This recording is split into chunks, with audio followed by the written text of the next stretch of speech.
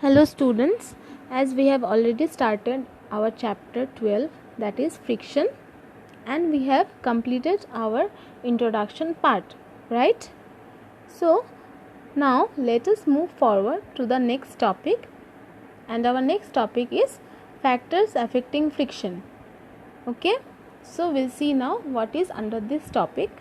Okay, so we know that for friction to occur, it requires what? It requires two surfaces, right? Therefore, the friction between two surfaces depends on what? Depends on two factors. Okay, so one is the nature of two surfaces, that is, nature means smoothness or roughness of the two surfaces, and the second is the force with which two surfaces are pressed together. Okay, so since the force of friction involves the surfaces of two objects, that is, the surface area of two objects are involved, right? Here in the force of friction, what is involved? The surface area of two objects, that is, the surfaces of two objects. But the point to be noted here is what? Is that the force of friction, however, does not depend on the amount of surface area. Got it? It does not depend on the amount of surface area of the two objects which are involved or is in contact with each other. Okay? So now first of all, it depends upon what? It depends upon the nature of two surfaces. So we'll see that first, that is dependence of friction on the nature of two surfaces. Okay, what is under this topic we'll see, that is friction depends on the smoothness or roughnesses of the two surfaces in contact with each other. That means friction is not the same for all the surfaces, right? So what do you think when the friction is less? So when the two surfaces in contact are smooth, then the friction between them is less. Why so? This is because the interlocking of the smooth surface is what? Is less. From here, what we understand? We understand that as the degree of roughness of the two surfaces in contact increases, the friction also increases. And what does that mean? That means, this means what? This means when the two surfaces in contact are very rough, then the friction between them will be what? Will be very large. This is because the interlocking of rough or very rough surface is too much, right? So when the interlocking is too much, that is interlocking of very rough surface is too much, then what happens? Then the two surfaces in contact are very rough, then the friction between them will be what? Very large. Got it? Okay students, let's understand this with an activity which is mentioned in your book, that is in page number 216 of your book. Please take out page number 216 and have a look on the activity 1. So here they are saying that place a brick on the floor, tie a string means strong thread, around the brick and connect it to the hook of a spring balance. Spring balance, you know, it measures what? It measures weight or it measures force, right? So they are saying that place a brick on the floor and tie a string around the brick and connect it to the hook of a spring balance. Now apply a pulling force to the brick by pulling the other end of the spring balance by hand till the brick just begins to slide, that is, move slowly on the floor. See figure 6. Here the figure 6, just like the figure 6, they have tied a thread on the brick. There is a brick on the floor, right? So and the brick which is tied to a thread, this thread is attached to the hook of the spring balance. See? So now let us now wrap a piece of polythene around the brick and repeat the above activity. So now what will happen?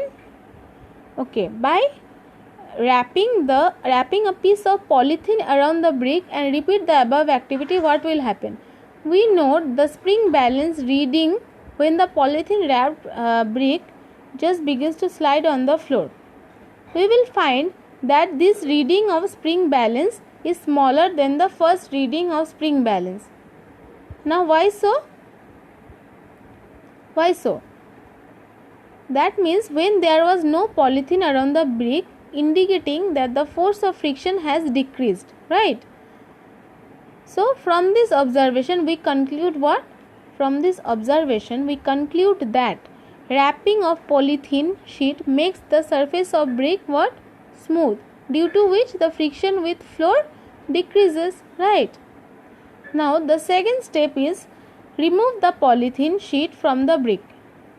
We now wrap a jute cloth around the brick and repeat the above activity once again. Now we note the spring balance reading when the jute wrapped brick just begins to slide on the floor. In this case we find what? We find that the reading of spring balance is greater than the first reading of spring balance when nothing was wrapped around the brick. It indicates what? That means indicating that the force of friction has increased, right? From this observation we conclude what? We conclude that wrapping of jute cloth makes the surface of brick more rough, due to which friction with floor what? Increases, right? So from the above activity we learned what? From the above activity we learned that when the surface of brick is made more smooth by wrapping polythene sheet, the friction with floor decreases. On the other hand, when the surface of brick is made more rough by wrapping a jute cloth, the friction with floor increases. Thus, the friction depends on the nature of two surfaces, isn't it? That is, the friction depends on the smoothness or roughness of the two surfaces, right? Okay, so again there is another activity. See, so activity 2 is saying that make an inclined plane on a smooth marble floor by keeping a wooden board in tilted position with the help of a brick placed behind the wooden board. That is just like in figure 7. In figure 7 it is showing what? That make an inclined plane on a smooth marble floor by keeping a wooden board in tilted position with the help of a brick placed behind the wooden board. Now mark a horizontal line AB with a ball pen on the upper half of the inclined wooden board. Now hold a pencil shell on the line AB marked on the inclined wooden board and then release it. The pencil shell will move down rapidly from the inclined board and travel a certain distance on the marble floor before coming to rest. Or what? Rest means before stopping. The moving pencil, that is the moving pencil shells, stops due to what? Friction exerted by the marble floor, right?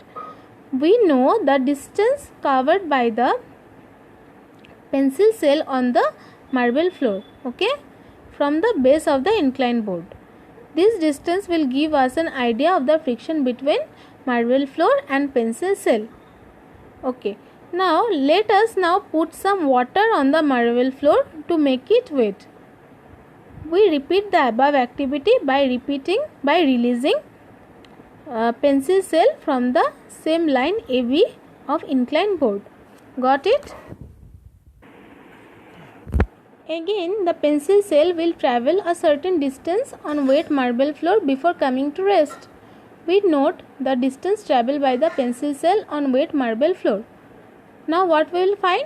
We will find that the pencil shell travels a larger distance on the wet marble floor, indicating what?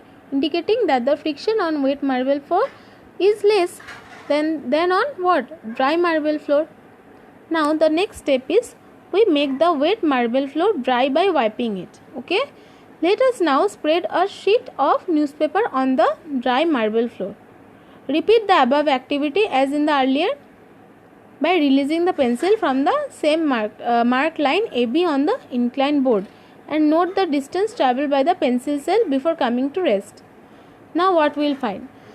We will find that the pencil cell travels less distance on the newspaper sheet than that on the dry marble floor.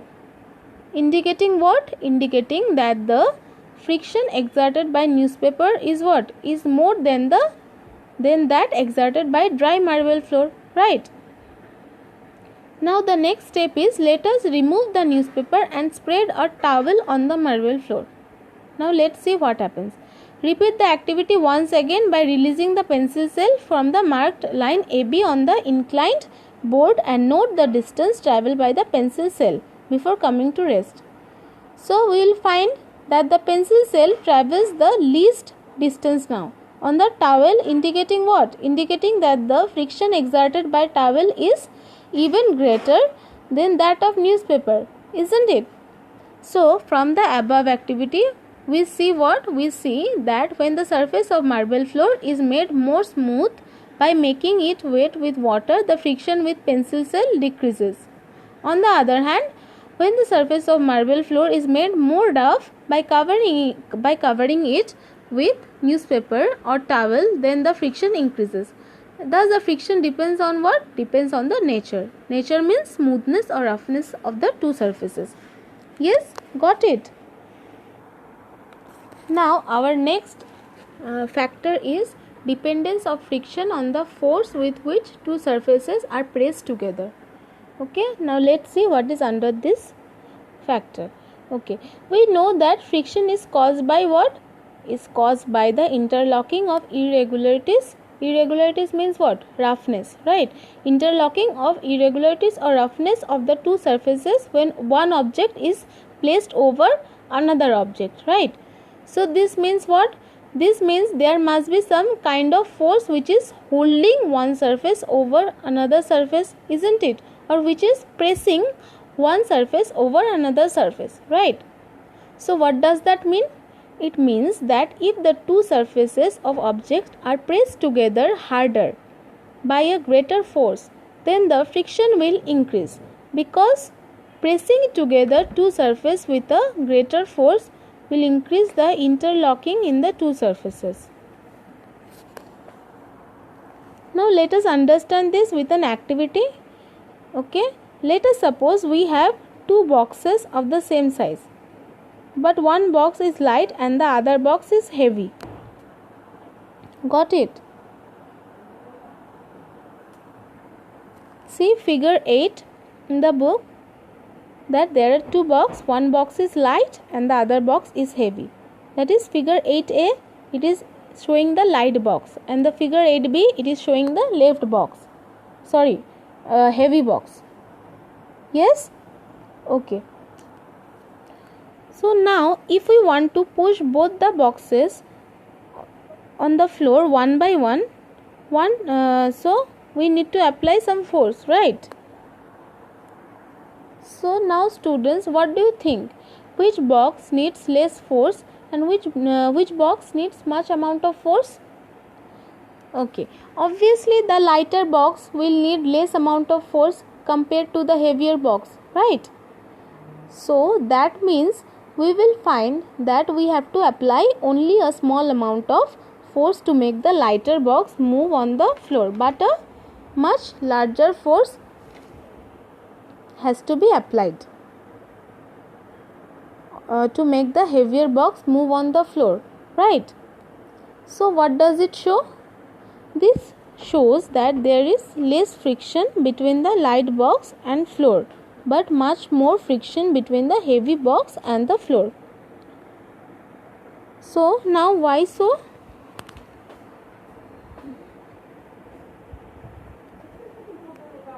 Now why so? We know that the weight of a box is also a force, right, which acts in the downward direction.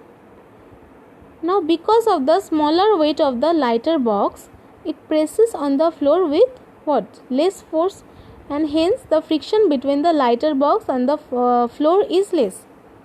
So this lesser force of friction allows the lighter box to be moved easily by applying a small push. Got it? Now students, on the other hand, because of the greater weight of the heavier box, it presses on the floor with what? With a greater force, right? Since the surfaces of heavy box and the floor are pressed together harder with a greater force, the friction between them increases and becomes much greater. So in general we can say what?